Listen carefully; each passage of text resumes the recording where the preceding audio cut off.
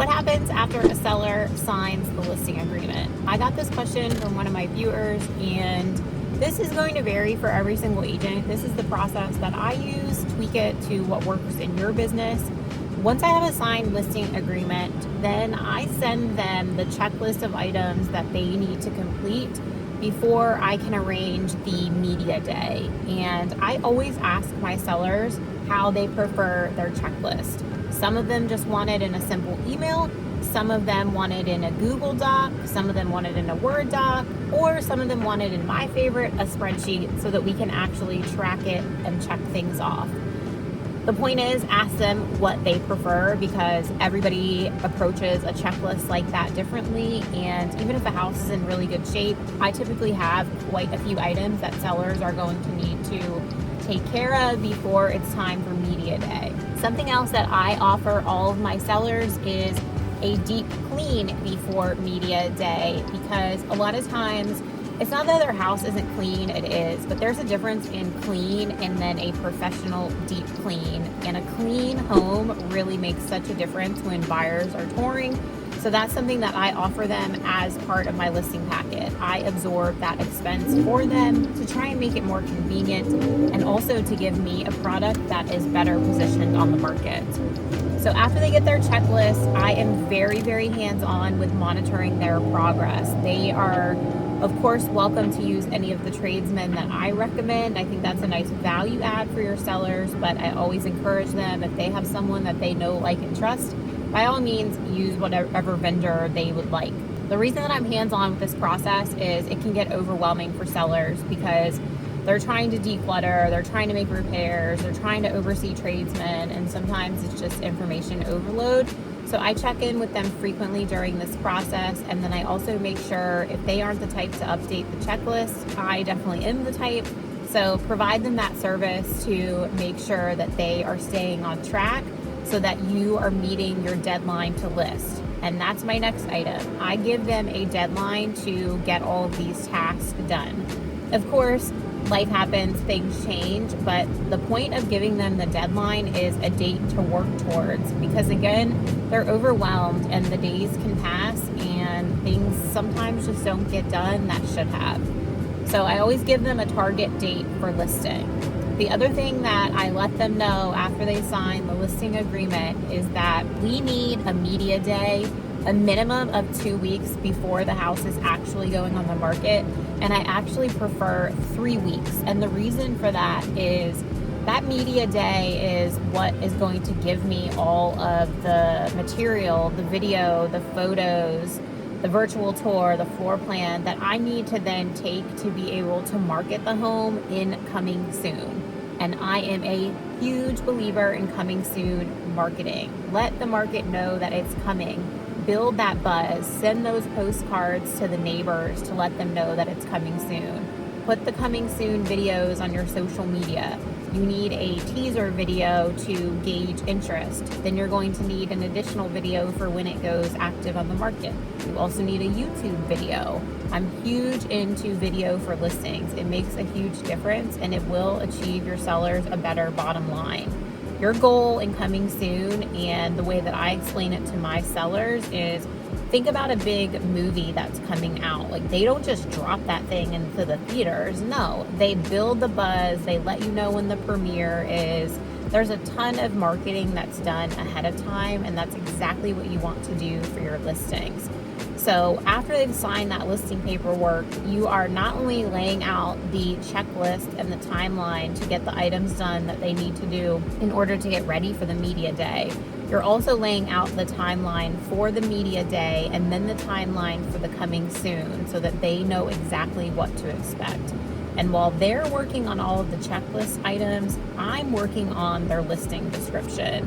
Listing descriptions are an art, and I think a lot of agents miss the opportunity to really tell a story about their listing. Tell the story of this home. Sell the lifestyle. People buy off of emotion, and if they're even like remotely interested in a property, I guarantee you they already know it has 4 bedrooms and 3.5 baths and it's a brick colonial, or whatever those basic facts are that are in the listing itself, steer clear of those. That's not what your description is for. So you really need to invest a lot of time into thinking about the lifestyle of this home. You know, is it in walking distance to a downtown area or to a park? Is it tied to a really sought after school? Is it low maintenance, lock and leave? It depends on your listing, but my point is this is an important step after the listing agreement is signed, because the listing remarks aren't something that you should be spending 10 or 15 minutes on and then, you know, having it ready for the MLS. I like to write the story. It typically is something that I work on for anywhere from 5 to 6 days, because I keep going back and tweaking it. And then from there, I let my sellers know that I'm going to send it to them for them to review, because at the end of the day, I know how to sell a property, but they've lived there. So they may have something to add in that they've really loved about living there that I've left out. That's something else that I lay out in this timeline for them. The biggest thing after sellers sign a listing agreement is that you don't just disappear and leave them on their own. You really have to run operations and oversee the process of getting the home on the market.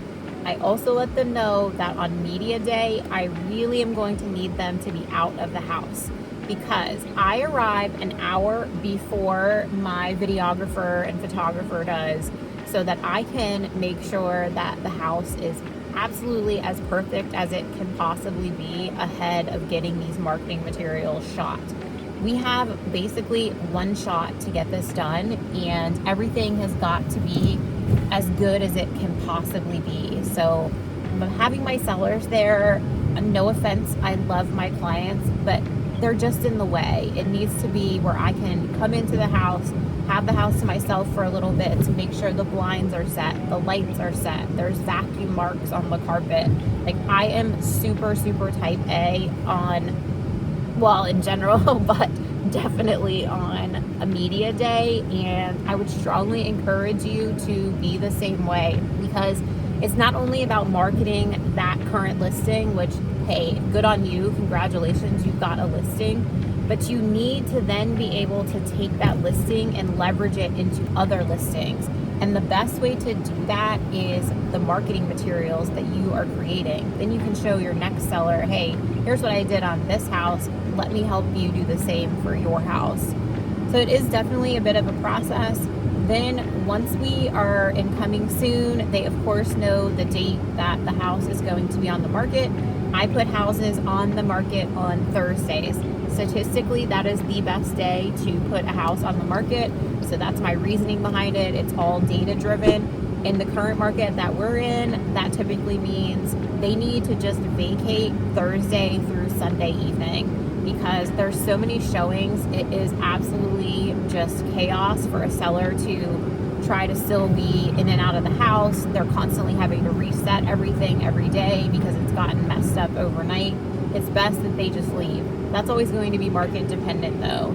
And something else that I do on my listings is, it's not always me personally doing it, but I definitely, if they are out of town, they're staying with family, they're just not going to be at the house for that weekend that it's on the market, then we are there making sure that at the end of the day, blinds are reset, lights are set, it's vacuumed again, everything's neat and tidy, taking out the, used shoe covers, that type of thing. We want to make sure that we're not just leaving that house for 4 days at a time, because it always boggles my mind to this day that I don't know what people do while they're showing houses, but they just touch everything. They leave cabinets open, they leave blinds pulled up, they just kind of make a bit of a mess, toilet seats up.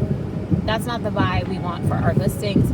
So that's another additional service that we provide to our sellers, depending on which commission tier they select. But if it's the middle or upper tier, then that is a service that is included in our commission. And again, I think it makes a big difference. You've got that one shot to make that first impression. And if we've drawn them in from the online marketing, then we certainly do not want to have them arrive for a showing and be completely let down. We want them to fall even more in love with the house. I hope that answers your question. Thank you so much for asking. I love it when you all ask questions.